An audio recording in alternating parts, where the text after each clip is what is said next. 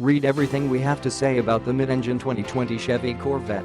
Since its inception, the Chevrolet Corvette, in production form, at least, has never deviated from three core attributes: front engine, rear-wheel drive, fiberglass bodywork. From its 1953 debut with the Blue Flame inline six-cylinder to the thundering 755 horsepower 2019 Corvette ZR1, the basic formula has been set in stone. That all changes now. With the introduction of the C8 Chevy has officially moved the engine to the middle, behind the passenger seats.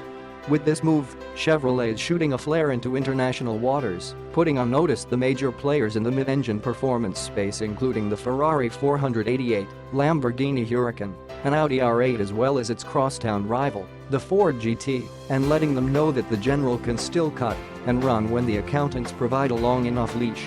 To get a little insight on why Chevrolet decided the time had come to officially join the mid-engine club, after decades of rumors, concepts, and stillborn efforts, we turned to Taj Juichter, Corvette chief engineer, for the inside story.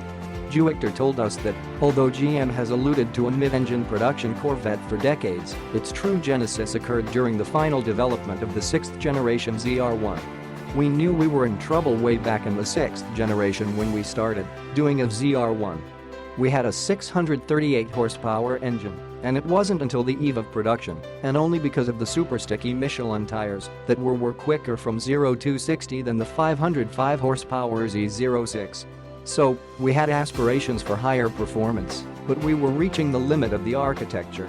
So what does mid-engine mean? Technically, it means that a car's engine is located in the middle of the vehicle, somewhere between the front and rear axles. But the typical location in a sports car or supercar is behind the driver and in front of the rear axle. Engine placement matters for many reasons when it comes to high-performance cars, but mainly it's all about braking and handling. Shifting the engine rearward puts more weight on the rear axle, which means more rear-end traction and the ability to put down more power and accelerate more quickly. Juichter points out that when you want more powerful engines, that generally increases mass. And the worst thing you can do is add more horsepower, more torque, and less weight on the rear wheels and more weight on the front wheels. It's all directionally wrong, and it just gets worse as you raise the stakes. We could have taken another step like the AMG GT, just keep moving the engine back farther, and you end up with this hood that's just absurdly long, and this tiny little passenger compartment shoved all the way in the back. We liken it to the engineer's cab in the back of a locomotive. Is that really the sports car ideal, either from an appearance or a driving experience that you want? And even then, you can't get it. You can't get all the way to where you want to be. A mid-engine layout also improves braking because the additional weight lets the rear brakes do more of the stopping. Mid-engine cars have a lower polar moment of inertia, which is a technical term that means that the mass of a mid-engine car is more centralized in the vehicle. This allows the car to change direction more easily and therefore more rapidly. To experience this phenomenon, get someone to spin you in an office chair and compare the speed you feel with your legs fully extended versus tucked in. Juichter says that, despite the inherent benefits, there are a ton of pitfalls. You can put the engine in the back, and it doesn't turn good magically. You have to learn how to leverage that to make the car great. So we had a lot of learning to do. You look at GM's other attempts for engine in the rear, Corvair, Fiero, we didn't have a lot of institutional learning to draw from. The downside is that, should the rear end break loose and swing wide at speed, it's much harder for a novice driver to recover.